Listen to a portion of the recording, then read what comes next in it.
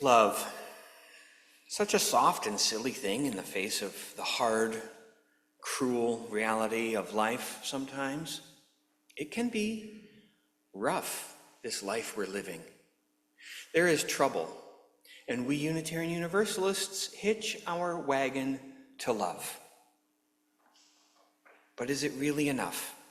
Compared with things like apathy and violence, abuse, corrupt use of power, love can seem little and inconsequential. But listen to this poem by Daniel Ladensky, writing in the spirit of the Persian poet Hafez. He writes, "Out of a great need, we are all holding hands and climbing. Not loving is a letting go. Listen, the terrain around here is far too dangerous for that." I see violence, Hafez says, love. I see racism, Hafez says, hold hands.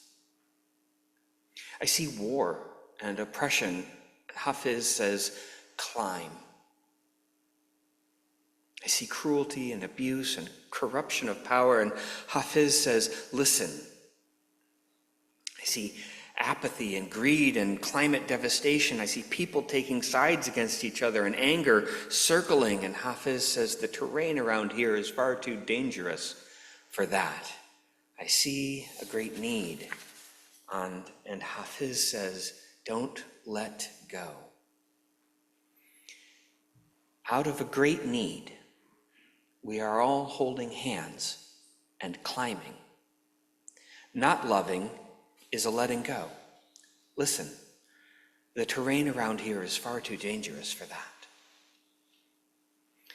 Not loving is a letting go. Let's talk a little more about what we mean when we say love like this. We Unitarian Universalists have offered a new articulation of ourselves in which we have placed the value of love at the center. We say love is the power that holds us together and is the center of our shared values. I need to spend just a minute here on this point before moving on to my larger message. We Unitarian Universalists can be a tricky lot to pin down.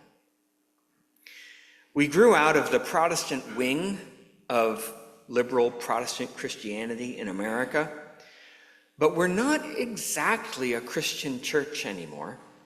We expanded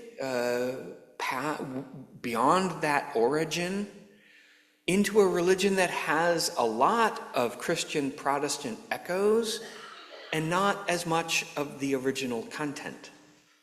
We are a merged tradition. The Unitarian side of our lineage proclaims God is one, in argument against the Christian doctrine of the Trinity. The Universalist side of our lineage declares God is love, as grounds for a dispute against hell and eternal damnation. But really, in both cases, the core theological message that has run as a fine thread throughout the history into today is less about the nature of God or heaven, and more about what it means to be human.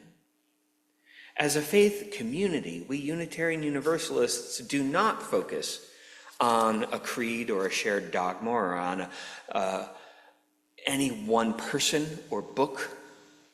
Instead, we have a breadth of beliefs gathered together here on Sunday mornings.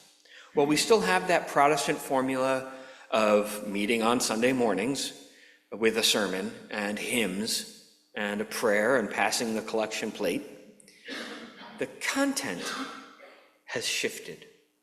The reading, for example, is not always, to be honest, not often from Scripture. Last week I preached about the moon, and I didn't go back and double check, but I don't think I mentioned God or a passage from the Bible during that sermon. But show up on another Sunday and you'll hear me say Jesus' name more in 20 minutes than you'll hear it from any other time from this pulpit in the year. I remember reading Rick Warren's book way back when I was still in seminary, The Purpose-Driven Church. It was sort of part 2 from his purpose-driven life. And he talked about a church needing to have a focus, a common purpose, and he likened it to a radio station that had to select which genre of music it was going to play. Would it be a country station or a hip-hop station? They couldn't just play a random variety. People would stop listening, he argued. If you jump from something new from Dua Lipa and then played track 5 from Metallica's Master of Puppets, followed by a Bach concerto, and then you hit them with the latest Beyonce, you would not have an audience. People would not come back to your radio station. Rick Warren argued people would not come back to your church if you didn't have a focusing genre of religion. But that is almost exactly what we do here. We have a neo-pagan focused service on the goddess one Sunday and a celebration of veganism the next. My plan for September after the drum circle is going to be a focus on water and brokenness on the 8th, and then how to have a good argument with a friend on the 15th. And then where are we with this war in Gaza on the 22nd and a climate revival on the 29th? Each of which presents me the opportunity to either perhaps quote the Bible or James Baldwin or maybe Metallica. Probably not Metallica, because I'm not well versed in Metallica's lyrics. This variety is because we do not gather around a specific book or creed or person or experience of the holy.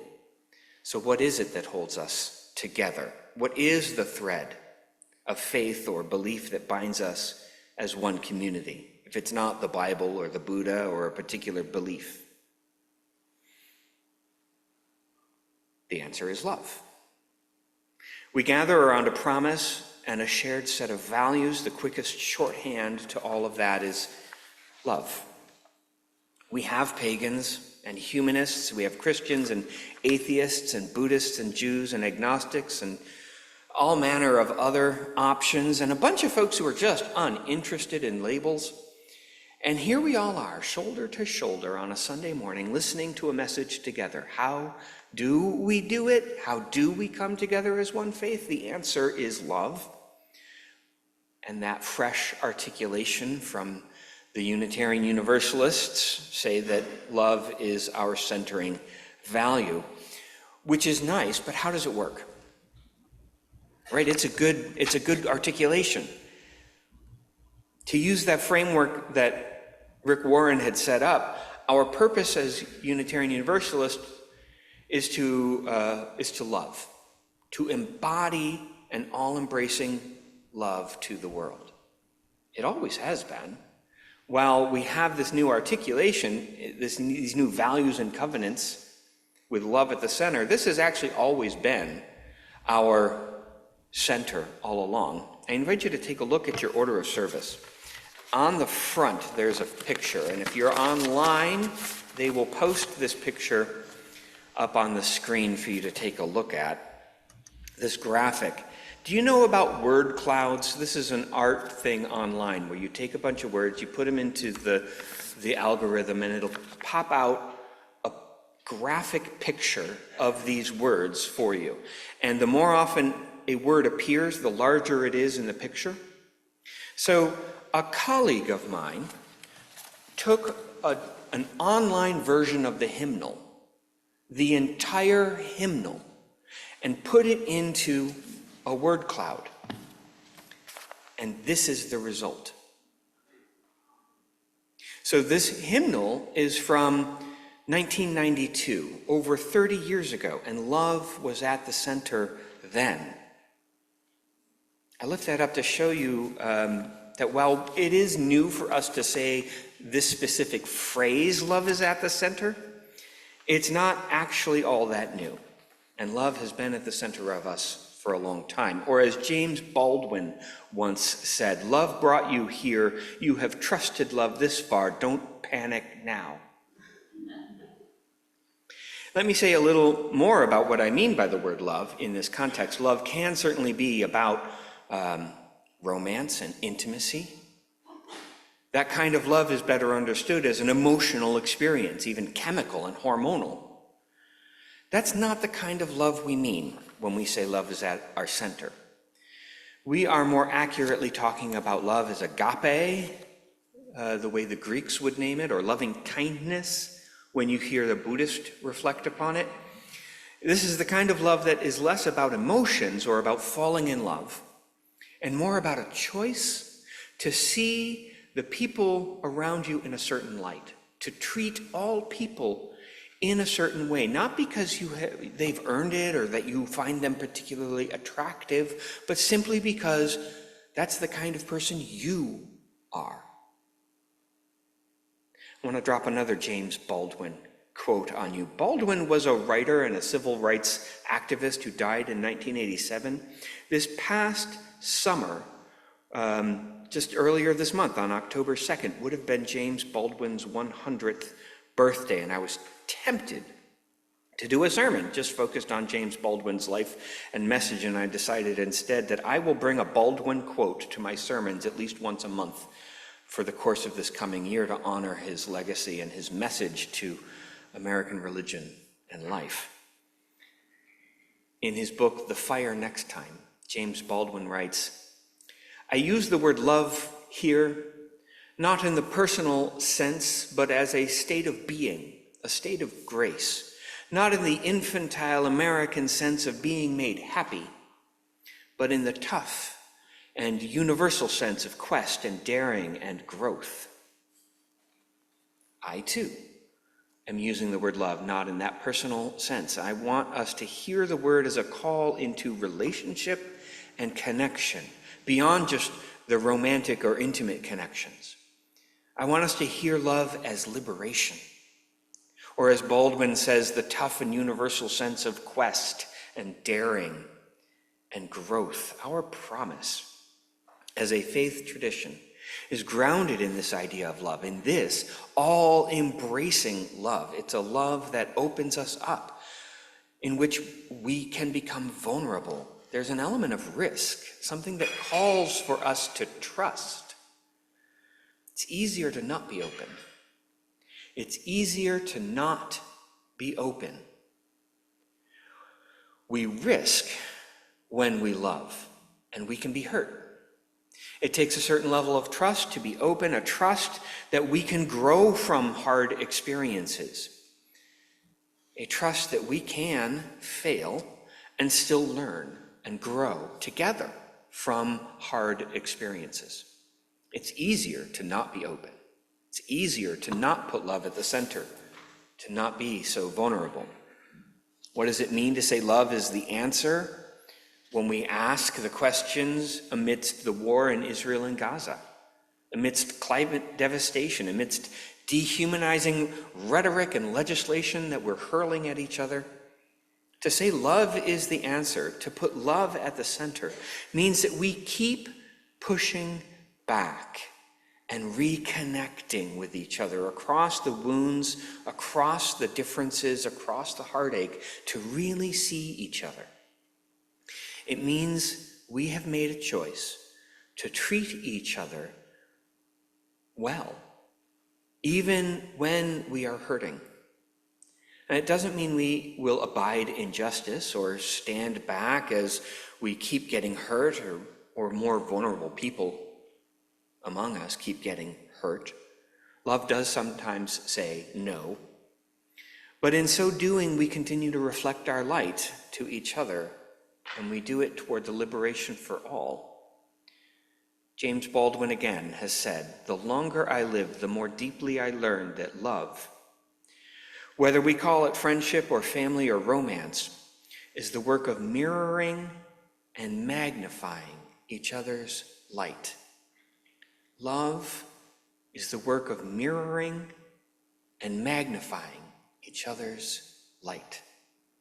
Our world, our lives are too precious for anything less. This is what love calls us toward. And I'm not saying that we do it perfectly around here all the time. We probably don't even do it all that well most of the time. I'm saying that that's how we are called. That is the promise we hold and that we have put at our center. Out of a great need, we are holding hands and climbing. Not loving is a letting go.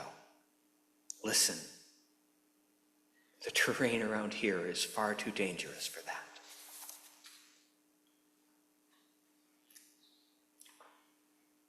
In a world without end. May it be so.